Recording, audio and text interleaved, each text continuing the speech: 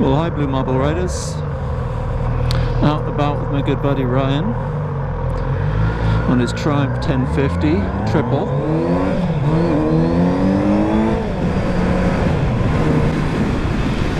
And having some fun. He's just got the bike back together again after a lot of time, and most of the bugs are ironed out. But unfortunately, on putting the tank back, he appears to have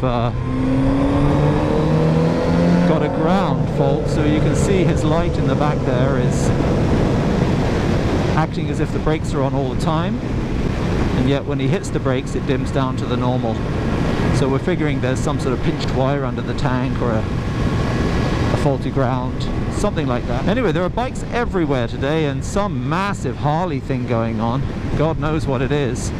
But you're talking 30, 40, 50 Harleys in pairs, some of them patches, etc. I think you're heading to some place called the FBI, but we have a feeling it could be Harley City up there. This is an octogenarian. Right here. I think Ryan looks like he's getting tempted to pull something off. Here we go.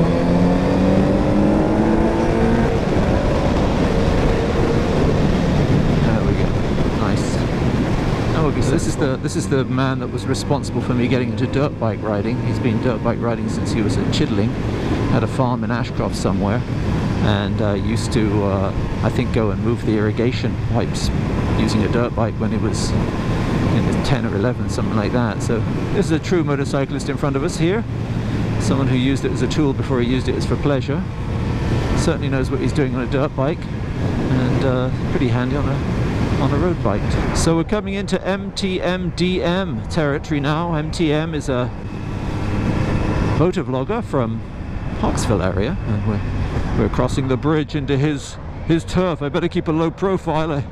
I don't want to be you know, nobbled by MTM for being in his turf uninvited and all that. I didn't go through the protocols, so MTM, if you're watching this, I got in and you didn't see me. No, I'm sure you wouldn't mind. But anyway, MTM is a motor vlogger, a local one here as well. He's been doing a lot longer than me. His last entry was quite interesting. He's a Red Bull fanatic. Absolutely, he never does one without a can in his hand. I don't know how he survives, but he does. I think that's all he drinks, Red Bull. His last vlog, like I said, was him crossing. Right, well, he left here, went to Nanaimo, got a ferry from Nanaimo to Sawasan, drove from Sawasan to the border crossing to the States, and then crossed into the States simply, I think it was Ferndale, was it Ferndale? Simply to taste a Red Bull slushy or two, and he seemed to really enjoy it. I'm not a big fan of it, but he rated it, said it was delicious, so there you go. Harleys like flies round here, eh? What's that? Harleys like flies. Whew. Is that going into the ice cream place? I didn't hear you. All I heard was bad boy ice cream plate. I have no idea what that means. Maybe a little on the chillier side, I would say. I like it around 25. That's just the perfect riding temperature. I think I've had this conversation before, but no one answered my video, good sakes. It was about a year ago, and I made a video called Questions and Answers in Harleys, and I think one of my questions was, what was your favorite riding temperature? And for me, that's just about the perfect riding temperature. You know, any second now we're going to come around this corner, and you're going to see a gorgeous view. And at the same time, I think technically I might be leaving MTM-DM's territory, and I've made it. I'm safe. I've been on his turf, and I haven't been eliminated, assassinated, threatened, or coerced. I'm sure he wouldn't do it unless he'd had too many Red Bulls. Such a lovely bike to handle, this thing. Just unbelievably agile. I was watching Jay Leno this morning on one of his videos on the Kawasaki H2. He's just bought one, hasn't ridden it yet. H2R. Anyway, he brought a pair of the old original two-stroke H2 750 Kawasaki's in and rode those around. Nothing under 3,000, and then BAM! Blue smoke everywhere. It was very entertaining. I recommend you watch it. just he goes through the history of it. He has a specialist in there with him talking about it. Its reputation as a widow maker. You know, you'd be aiming at one area and sweep across the road at some other place before you knew it. It was entertaining to watch. And then of course he got on the H2R. Holy crap, he scared himself, he said. And he rode it like, you know, like the elderly statesman he is, and he still said, oh, this is far more bike than I'll ever be. It was quite interesting to watch him though. Lovely sound it seemed to have, but I'm not too taken with the looks, but dedicated, like he said, you know, it's a $25,000 bike. It would be, he said, if it was if an Italian exotic had made this, or anyone else, it would have been, you know, $70,000 to $90,000 for this thing. Kawasaki have done a beautiful job, he said. It's the only bike or only thing with a supercharger with no intercooler. It doesn't need one. It takes some incredible, was it 1,000 liters a minute or something ridiculous of air through it. Statistics on it, incredible. And it was basically a function of testing the Kawasaki engineers. And he really tips his hat to it. He says it's basically the fastest thing on the planet. He's going to park it next to the McLaren F1, he said. He really, really enjoys. He's got a lot of bikes. I mean, there isn't a Ducati and a, you know, a high-end spec bike that he doesn't have.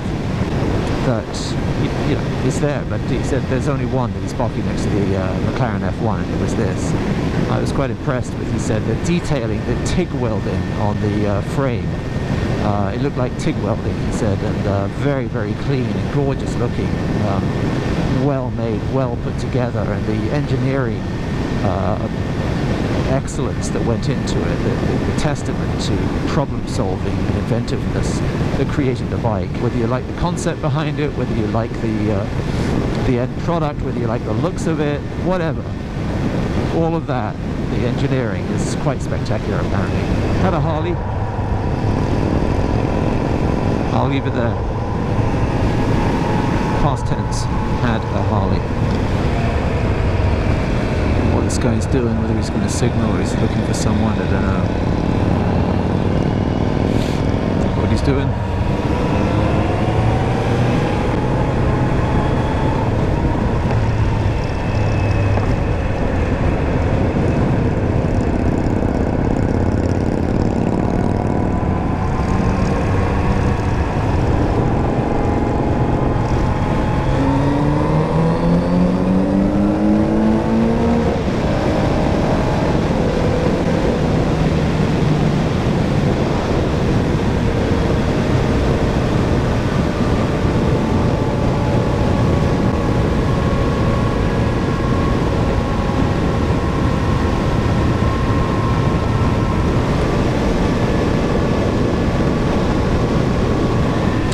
.8 litres, 100 kilometers. That's just a sipper. It's a real sipper.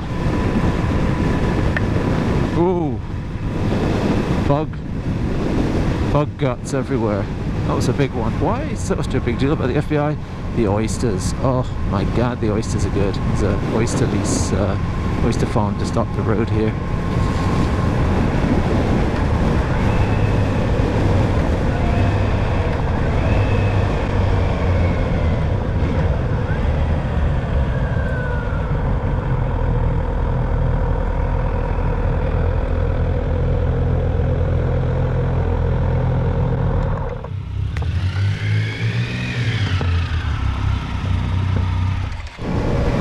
So just got out of the FBI, had a lovely plate of mussels, cream sauce, bit of garlic bread, gorgeous, well worth it. Gonna go head up to a bar called the Highwayman right now, because apparently there are a massive amount of bikes out there. There's some sort of fundraiser up there. They're expecting 600 people.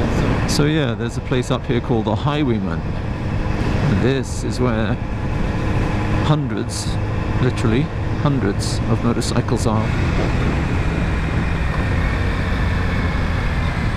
Things.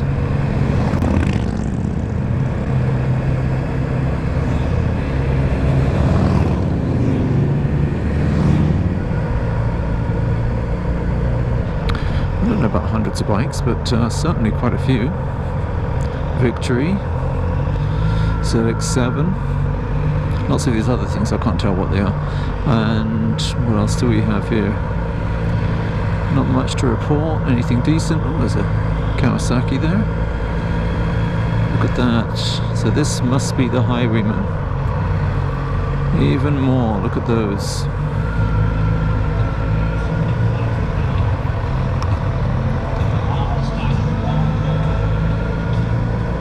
Fairly cool.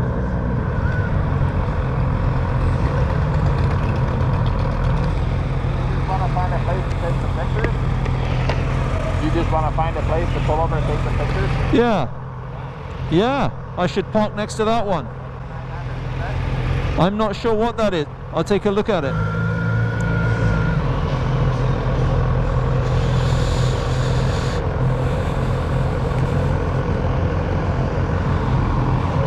Nice oldie.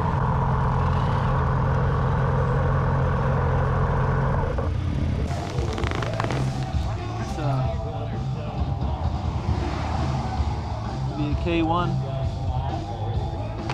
KZ 650, there you go.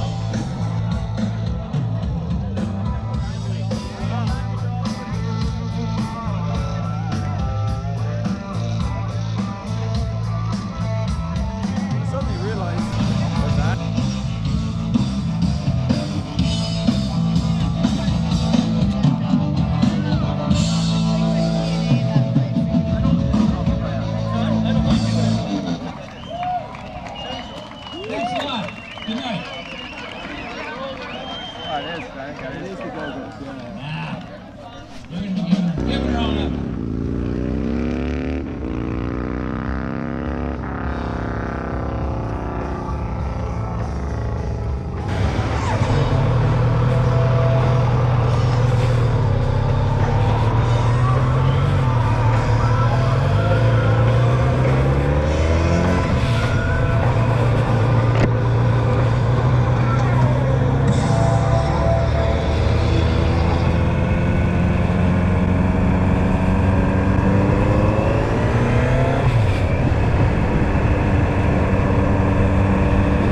I smell weed.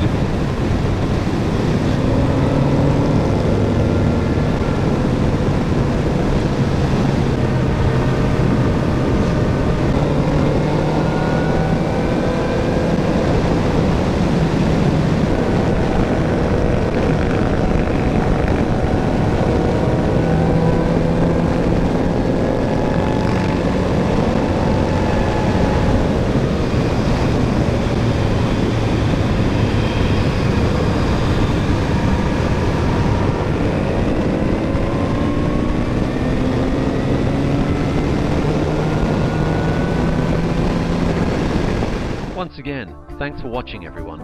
If this is the first time you've watched, please consider subscribing.